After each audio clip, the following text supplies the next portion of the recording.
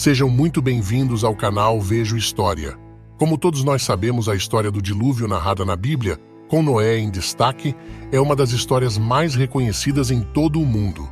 Essa narrativa vai além de fronteiras, sendo encontrada em mitologias de várias regiões, incluindo Ásia, Oceania, Europa, Américas e África.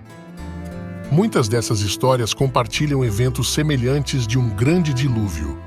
Os textos bíblicos mencionam a existência de gigantes antes e durante o tempo de Noé. Esses gigantes eram seres monstruosos, resultado de uniões proibidas aos olhos de Deus. De acordo com a narrativa bíblica, eles foram destruídos durante o dilúvio. Porém, uma grande dúvida persiste. Como esses seres gigantes reapareceram de maneira misteriosa após o dilúvio, durante a época de Abraão e posteriormente nos tempos de Moisés, Josué, Calebe e os líderes de Israel? Essa presença imponente continuou até os períodos dos reis de Israel, incluindo o próprio rei Davi, que enfrentou desafios contra essas criaturas colossais. Os gigantes mencionados na Bíblia são comumente ligados aos Nefelins, uma linhagem de reis que, de acordo com a tradição bíblica, descendiam dos filhos de Deus e das filhas dos homens. O texto frequentemente citado para referir-se aos Nefelins é Gênesis 6, versículos 1 a 4, que narra: Havia naqueles dias gigantes na terra, e também depois, quando os filhos de Deus entraram às filhas dos homens e delas geraram filhos. Estes eram os valentes que houve na antiguidade, os varões de fama. A análise desses versos é motivo de controvérsia entre acadêmicos e teólogos com diferentes pontos de vista. Há quem creia que os filhos de Deus eram anjos que caíram e se uniram a mulheres humanas, gerando os Nefilins. Outros interpretam de modo distinto, vendo os filhos de Deus como descendentes justos de Sete, enquanto as filhas dos homens eram descendentes menos justos de Caim. No livro de Números, também há relatos da aparição desses seres, quando os espiões enviados por Moisés voltam de Canaã, relatando que viram gigantes descendentes dos antigos. Números 13, versículo 33. Por muito tempo, Gênesis 6 na Bíblia foi um assunto tabu para muitas pessoas, em parte devido à sua natureza obscura, que dificulta interpretações claras. A explicação mais antiga sobre a origem dos antigos nefilins, ou gigantes, e de outras raças monstruosas que surgiram no mundo, sugere que anjos caídos se uniram a mulheres humanas, desafiando a vontade divina e desobedecendo ao comando de Deus. Esses anjos caídos ou demônios se envolveram com mulheres humanas, resultando na prole mencionada em Gênesis 6.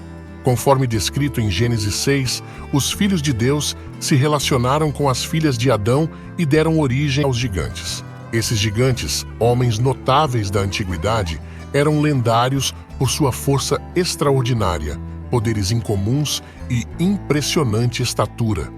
Essa visão e interpretação mais antigas recebem apoio nos manuscritos do Mar Morto, que refletem as crenças dos judeus antigos, como os essênios, há mais de 2.200 anos. Na verdade, há quem acredite que os gigantes mencionados em antigas narrativas não surgiram de uniões entre anjos caídos ou demônios e mulheres humanas, mas sim eram homens excepcionalmente altos que apareceram após o dilúvio. No entanto, a veracidade dessa interpretação é questionada à luz das informações disponíveis. De acordo com o Guinness, a altura máxima registrada para homens é de cerca de 2,40 metros, chegando a 2,44 metros, mas esses indivíduos não tinham uma expectativa de vida longa nem exibiam a mesma força dos gigantes bíblicos, cujas vestimentas, conforme relatado, pesavam até 10 libras. Os gigantes bíblicos eram descritos como guerreiros que lutavam contra centenas de homens. Por outro lado, os gigantes modernos frequentemente associados ao gigantismo são indivíduos cujo crescimento é influenciado por um fenômeno que, em certo sentido, afeta a cartilagem e os ossos, resultando em pessoas de alturas notáveis. No entanto, Nesses casos de gigantismo atualmente, a expectativa de vida é relativamente curta. Normalmente, com uma expectativa de vida de cerca de 30 anos em alguns casos, há uma distinção considerável entre as características atribuídas aos gigantes mencionados na Bíblia, os indivíduos excepcionalmente altos na sociedade moderna. Ao analisar os gigantes citados nos textos sagrados, muitas vezes são feitas menções às suas alturas e medidas, o que ajuda a entender a magnitude desses seres em suas épocas específicas.